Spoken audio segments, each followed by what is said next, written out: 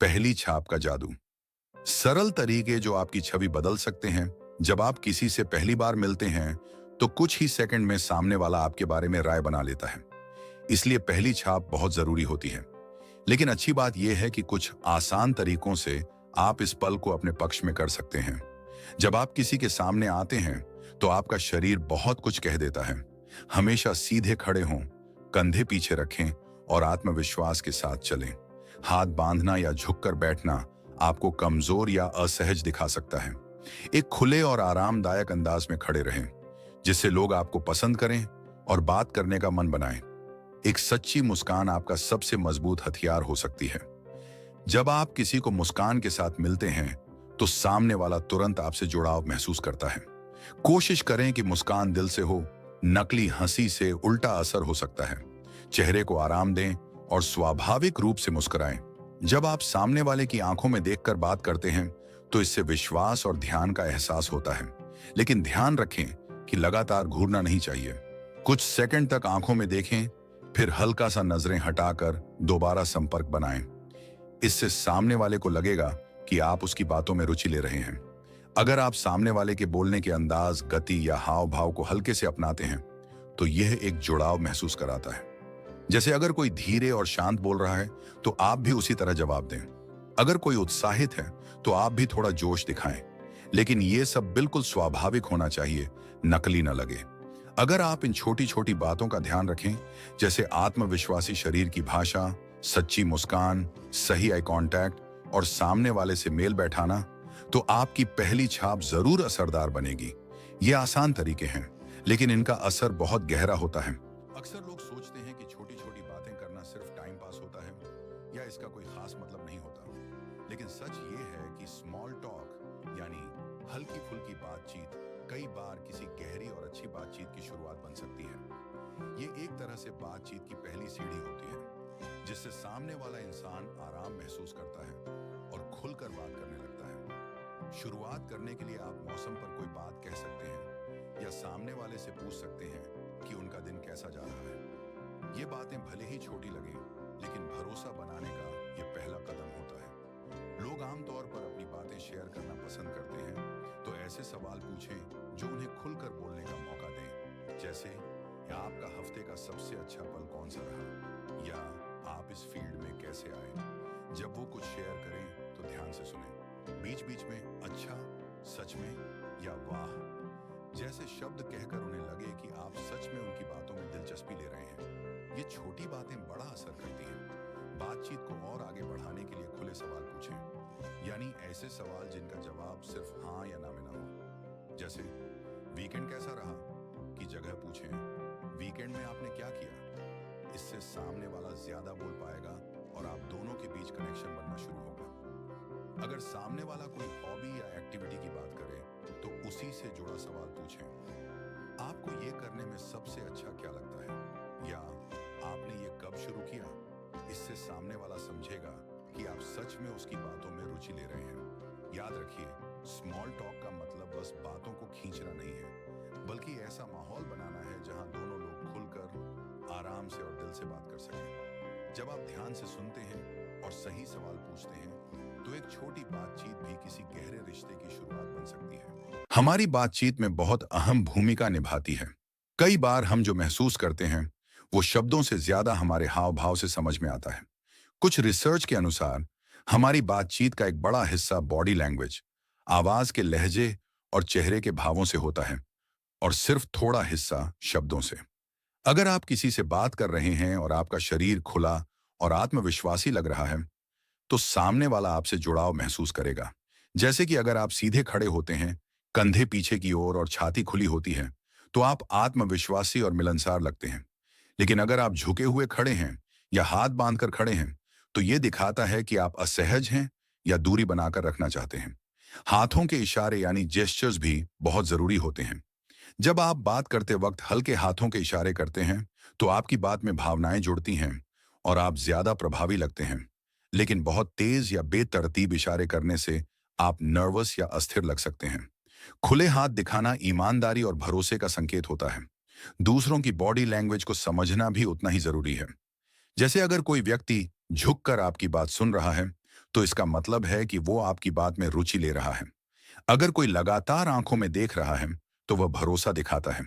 लेकिन अगर कोई बार बार नजरें चुरा रहा है या शरीर दूर कर रहा है, तो इसका मतलब हो सकता है कि वह असहज महसूस कर रहा है। जितना ज्यादा आप इस तरह की बॉडी लैंग्वेज को समझने और अपनाने की प्रैक्टिस करेंगे, उतना ही आप दूसरों से बेहतर तरीके से जुड़ पाएंगे। इससे आपकी बातचीत में आत्मविश्वास और समझदारी दोनों बढ़ेगी और आप बेहतर रिश्ते बना पाएंगे। यानी ध्यान से सुनना बातचीत में बहुत ताकतवर तरीका है, जिससे आप दूसरों से गहरा जुड़ाव बना सकते हैं। इसका मतलब सिर्फ सुनना नहीं, बल्कि सामने वाले की बातों, भावनाओं और सोच को समझना भी होता है। जब आप किसी को ध्यान से सुनते हैं, तो उसे लगता है कि आप उसकी बातों को महत्व देते हैं। इससे भरोसा बढ़ता है और रिश्ते मजबूत होते हैं। चाहे वो दोस्ती हो, परिवार का रिश्ता हो या प्रोफेशनल, सबसे पहला कदम है ध्यान लगाकर सुनना। इसका मतलब है कि मोबाइल या दूसरी चीजों से ध्यान हटाकर पूरी तरह सामने वाले पर फोकस करना। आज के समय में जब हर तरफ से ध्यान भटकाने वाली चीजें होती हैं, तब किसी को पूरा ध्यान देना बहुत मायने रखता है। जब आप पूरी तरह से सामने वाले की बात सुनते हैं, तो उसे लगता है कि आप सच में उसकी बात समझना चाहते हैं और वो अपने दिल की बात आपके साथ आसानी से शेयर करता है। एक और जरूरी तरीका है सामने वाले की बात को दोहराना या अपने शब्दों में समझकर कहना। जैसे अगर कोई कहे कि वो काम के प्रेशर से परेशान है, तो आप कह सकते हैं, तुम पर काम का काफी दबाव है और समय की कमी से तुम थक गए हो, है ना? इससे उसे लगेगा कि आप उसकी बात को समझ रहे हैं और उसका साथ देना चाहते हैं। इसके अलावा सही सवाल पूछना भी एक्टिव लिसनिंग का हिस्सा है। सीधे सलाह देने या अपनी बात बताने से पहले ऐसे सवाल पूछें जो सामने वाले को और खुलकर बोलने का मौका दें। जैसे, उस समय आपको कैसा लगा या फिर क्या हुआ? इस तरह के सवाल सामने वाले को महसूस कराते हैं कि आप उसकी बातों में सच में रुचि रखते हैं। आखिर में एक्टिव लिसनिंग का मतलब है सामने वाले के नजरिए की इज्जत करना, उसे समझना और सहानुभूति दिखाना। जब आप ध्यान से सुनते हैं, बिना बीच में टोकें और सोच समझकर जवाब देते हैं, तो सामने वाला खुद को और ज्यादा जुड़ा हुआ महसूस करता है। इससे रिश्ते और गहरे होते हैं और बातचीत सच्ची और असरदार बनती है। सच्ची तारीफें रिश्तों को मजबूत बनाती हैं। जब तारीफ सही तरीके से की जाए, तो वो किसी के दिल को छू सकती है और आपके बीच एक अच्छा रिश्ता बना सकती है। लेकिन हर तारीफ असरदार नहीं होती। अगर आप किसी की खासियत को ध्यान से देखकर सच्ची तारीफ करते हैं, तो उसका असर गहरा होता है। जैसे अगर आप सिर्फ कहें, आप अच्छे लग रहे हैं, तो वो बहुत आम लगेगा। लेकिन अगर आप कहें, ये रंग आप पर बहुत जच रहा है, आपकी आंखें और भी खूबसूरत लग रही हैं, तो सामने वाला समझेगा कि आपने उसे सच में गौर से देखा है। तारीफ करते समय एक बात बहुत जरूरी है, वह दिल से होनी चाहिए। लोग आसानी से समझ जाते हैं कि कोई उनकी सच में तारीफ कर रहा है या बस दिखावे के लिए। इसलिए जब भी आप किसी की तारीफ करें, तो सच्चे मन से करें।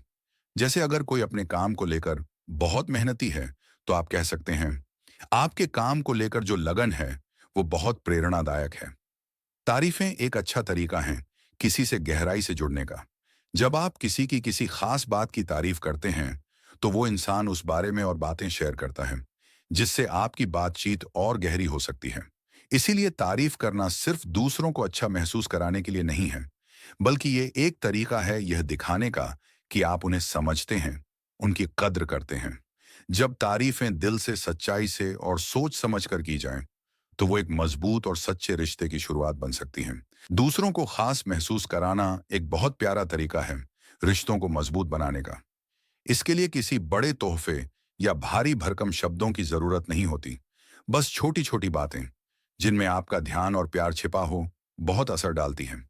जब आप किसी की बातों को ध्यान से सुनते हैं और फिर बाद में उन्हीं बातों को याद रखकर चर्चा करते हैं, तो सामने वाला महसूस करता है कि आप सच में उसकी परवाह करते हैं। मान लीजिए, किसी ने बताया कि वह अगले महीने ट्रिप पर जा रहा है। अगर आप अगली बार मिलने पर उससे पूछें कि ट्रिप कैसा रहा, तो यह दिखाता है कि आपने उसकी बात को याद रखा और उसकी जिंदगी में दिलचस्पी ली। इसी तरह, जब आप किसी के शौक, पसंद या जिन बातों से वो जुड़ा हुआ है, उन पर बात करते हैं, तो उसे अच्छा लगता है। लोग उन चीजों के बारे में बात करना पसंद करते हैं जो उन्हें खुशी देती हैं। अगर आप सच्ची रुचि दिखाएं और सवाल पूछें, तो उन्हें लगेगा कि आप उन्हें समझने की कोशिश कर रहे हैं। इसके अलावा थोड़े से सहानुभूति भरे शब्द और छोटे छोटे काम भी किसी को खास महसूस करा सकते हैं। अगर किसी का बुरा समय चल रहा हो, तो उसे यह कहना कि मैं समझ सकता हूं कि यह वक्त कितना मुश्किल है, लेकिन मैं तुम्हारे साथ हूं, बहुत सुकून देता है। और अगर आप कभी कभी उनका हालचाल पूछ लें या उनका पसंदीदा पेय ले आएं, तो इससे उन्हें लगेगा कि आप उनका ख्याल रखते हैं। तो याद रखें, किसी को खास महसूस कराने के लिए बड़े काम करने की जरूरत नहीं, बस सच्चे दिल से छोटी छोटी बातें करना ही काफी होता है। इससे न सिर्फ आप दूसरों की जिंदगी में खुशी लाते हैं, बल्कि अपने रिश्तों को भी और सिर्फ गहरा सुनना बनाते ही हैं। काफी नहीं होता। समझना जरूरी होता है। जब हम किसी की बात सुनते हैं, तो सिर्फ शब्दों पर ध्यान देना काफी नहीं होता।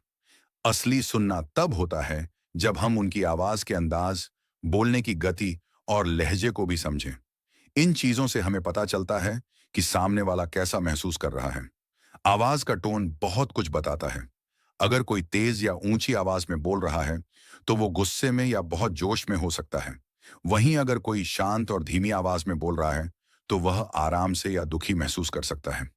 अगर किसी की आवाज कांप रही हो या वो बार बार रुक रहा हो सकता है वो नर्वस हो या कुछ कहने में झिझक रहा हो। बोलने की रफ्तार भी एक इशारा है। अगर कोई तेज तेज बोल रहा है, तो वो उत्साहित या घबराया हुआ हो सकता है। और अगर कोई धीरे धीरे बोल रहा है, तो शायद वो कुछ सोच रहा हो या उदास हो। ऐसे में हमें अपनी बातचीत का तरीका उसी हिसाब से बदलना चाहिए, जिससे सामने वाला महसूस करे कि हम उसे समझ रहे हैं। बोलने का लहजा या रिदम भी बहुत कुछ कहता है। अगर कोई साफ सुथरे तरीके से बोल रहा है, तो वो शायद शांत है। लेकिन अगर उसका बोलने का तरीका टुकड़ों में बंटा हुआ या रुक रुक कर है, तो हो सकता है वो तनाव में हो या कुछ छुपा रहा हो। कभी कभी चुप्पी भी बहुत कुछ कहती है। अगर कोई अचानक चुप हो जाए या किसी बात पर रुक जाए, तो इसका मतलब हो सकता है कि वो उस बात पर असहज महसूस कर रहा है। ऐसे मौकों पर हमें संवेदनशील बनकर उसकी भावनाओं की कदर करनी चाहिए। जब आप सिर्फ शब्द नहीं, बल्कि उनके पीछे की भावना, आवाज और चुप्पी को भी समझते हैं, तो आप एक बेहतर श्रोता बनते हैं। इससे सामने वाला महसूस करता है कि आप सच में उसकी बातों को समझ रहे हैं। और यही असली सुनने की कला है, शब्दों से आगे चुप्पी सुनना। का असरदार इस्तेमाल। आसान भाषा में बातचीत के दौरान अक्सर चुप्पी हमें अजीब लगती है। जैसे ही कुछ सेकंड का सन्नाटा आता है, हम जल्दी से कुछ बोलने लगते हैं ताकि उस खालीपन को भर सकें। लेकिन अगर हम चाहें, तो इसी चुप्पी को एक ताकत बना सकते हैं। चुप रहकर हम खुद को सोचने का समय देते हैं, सामने वाले की बात को अच्छे से समझ सकते हैं और फिर सोच समझकर जवाब दे सकते हैं। जब बातचीत में थोड़ा रुकाव आता है, तो घबराने की जरूरत नहीं है। उस पल का इस्तेमाल करें, एक गहरी सांस लें, सोचें और फिर जवाब दें। ये छोटा सा ठहराव आपकी बात को और गहरा बना सकता है। जैसे अगर कोई व्यक्ति अपने जीवन की कोई भावुक बात शेयर कर रहा हो, तो तुरंत सलाह देने के बजाय कुछ सेकंड रुककर सोचें कि आप क्या कहें, जिससे उसे सच में अच्छा लगे। चुप्पी का एक और फायदा यह है कि इससे सामने वाले को भी सोचने और खुलकर बोलने का मौका मिलता है। अगर बात बीच में थम जाए, तो आप एक सोचने पर मजबूर करने वाला सवाल पूछ सकते हैं, जैसे, उस अनुभव ने आपको कैसे बदला? इससे बात फिर से आगे बढ़ेगी और पहले से ज्यादा गहराई के साथ। इसके अलावा चुप्पी से आप बातचीत का माहौल भी समझ सकते हैं। अगर माहौल गंभीर है, तो उस चुप्पी को बरकरार रखें ताकि बात को सम्मान मिले। लेकिन अगर चुप्पी असहज लग रही हो, तो आप माहौल को हल्का करने के लिए कुछ नया या मजेदार बोल सकते हैं। इस तरह अगर आप चुप्पी से डरने के बजाय उसका सही इस्तेमाल करना सीख जाएं, तो आपकी बातचीत और भी सच्ची और गहरी बन प्रभावशाली सकती है। बोलने की कला एक ऐसी ताकत है जो आपके विचारों को दूसरों तक बेहतर तरीके से पहुंचाने में मदद करती है। जब आप आत्मविश्वास के साथ बोलते हैं, तो लोग आपकी बात को गंभीरता से सुनते हैं और आप जो कहना चाहते हैं, वह ज्यादा असरदार बन जाता है। यह हुनर किसी एक खास इंसान तक सीमित नहीं है, कोई भी इसे सीख सकता है। अगर आप किसी मीटिंग में हैं, कोई प्रेजेंटेशन दे रहे हैं या किसी से आम बातचीत कर रहे हैं, तो प्रभावशाली बोलने से आपके शब्दों का असर कई गुना बढ़ सकता है। इसके लिए सबसे जरूरी है कि आप अपनी बात को इस तरीके से कहें कि वह सामने वाले के दिल और दिमाग तक पहुंचे। सबसे पहले सोचिए कि सामने वाले के लिए क्या जरूरी है। आपकी बात तभी असर डालेगी जब आप उसे उनकी जरूरत, भावना या फायदों से जोड़ पाएंगे। मान लीजिए, आप किसी को कोई नया काम करने के लिए कहना चाहते हैं, तो सिर्फ कंपनी के फायदे की बात ना करें, उसे बताइए कि इससे उसके करियर में कैसे फायदा होगा या उसे क्या नया सीखने को मिलेगा। बोलते समय ऐसे शब्दों का इस्तेमाल करें जो आत्मविश्वास दिखाएं, जैसे मुझे पूरा भरोसा है कि यह तरीका काम करेगा या यह एक आजमाया हुआ तरीका है। ऐसे शब्द आपकी बात को मजबूत बनाते हैं। इसके अलावा आत्मविश्वास और स्पष्टता के साथ बोलना बहुत जरूरी है। जब आप साफ और रुक रुक कर बोलते हैं, बिना या मतलब जैसे फालतू शब्दों के, तो आपकी बात ज्यादा भरोसेमंद लगती है। धीमे और शांत अंदाज में बोलना भी एक तरह की ताकत है, जो यह दिखाता है कि आप अपने विचारों को लेकर स्पष्ट हैं। एक और जरूरी बात है कि आप अपने बोलने के लहजे, टोन को सामने वाले इंसान और माहौल के हिसाब से बदलें। अगर माहौल जोश भरा है तो थोड़ा तेज और उत्साही बोलना अच्छा रहेगा, लेकिन अगर माहौल शांत या गंभीर है तो धीरे और सोच समझकर बोलना ज्यादा असरदार होगा। आखिर में, प्रभावशाली बोलना सिर्फ शब्दों की बात नहीं है, बल्कि यह इस बात पर भी निर्भर करता है कि आप उन्हें कैसे कहते हैं। जब आप सही भाषा, आत्मविश्वास और लहजे के साथ अपनी बात रखते हैं, तो लोग न सिर्फ ध्यान से सुनते हैं, बल्कि आपके कहने पर काम भी करने को तैयार होते हैं। अच्छा बातचीत करने वाला बनना एक लगातार सीखने और अभ्यास करने की प्रक्रिया है। इस वीडियो में हमने जिन तरीकों की बात की, जैसे पहली छाप अच्छी बनाना, छोटे मोटे बातों से गहराई वाली बातचीत तक पहुंचना और अपने शरीर की भाषा को बेहतर बनाना, ये सब दूसरों से अच्छे से जुड़ने में मदद करते हैं। जब आप इन बातों को रोजमर्रा की बातचीत में अपनाते हैं, तो आप देखेंगे कि लोग आपको ज्यादा ध्यान से सुनते हैं और बातचीत आसान हो जाती है। सबसे जरूरी बात है अच्छे से सुनना सीखना। सिर्फ सुनना नहीं, बल्कि सामने वाले की बात को समझना, उनके भाव और हाव भाव को पकड़ना और जरूरत पड़ने पर अच्छे सवाल पूछना। इससे सामने वाला महसूस करता है कि आप सच में उनकी बातों में दिलचस्पी ले रहे हैं। इसके साथ ही आपकी बॉडी लैंग्वेज, जैसे आंखों में देखना, सिर हिलाना, मुस्कुराना, आपके आत्मविश्वास और सम्मान को दिखाती है। चुप्पी का सही इस्तेमाल करना भी एक कला है। हर बार कुछ बोलना जरूरी नहीं होता। कई बार थोड़ी देर चुप रहना सोचने का मौका देता है और सामने वाले को भी खुलकर बोलने की जगह मिलती है। इस तरह की चुप्पी बातचीत को और गहरा बना सकती है। सच्ची तारीफ करना भी एक असरदार तरीका है। जब आप किसी की खासियत या मेहनत की ईमानदारी से तारीफ करते हैं, तो वो खुद को खास महसूस करते हैं। इससे आपके रिश्ते मजबूत होते हैं और सामने वाला आपके साथ खुलकर बात करता है। अच्छा बातचीत करने वाला बनने के लिए जागरूकता और निरंतर अभ्यास जरूरी है। इसका मतलब ये नहीं कि आपको परफेक्ट बनना है, बल्कि आपको हर बातचीत में सच्चे मन से जुड़ने की कोशिश करनी है। जैसे जैसे आप इन तरीकों को अपनाते जाएंगे, आप पाएंगे कि आपकी बातचीत की कला और रिश्ते दोनों बेहतर हो रहे हैं। याद रखिए, बेहतर कम्युनिकेशन एक सफर है। हर बातचीत आपके सीखने का मौका है। धीरे धीरे आप और बेहतर बनेंगे और लोगों से गहरे रिश्ते बना पाएंगे।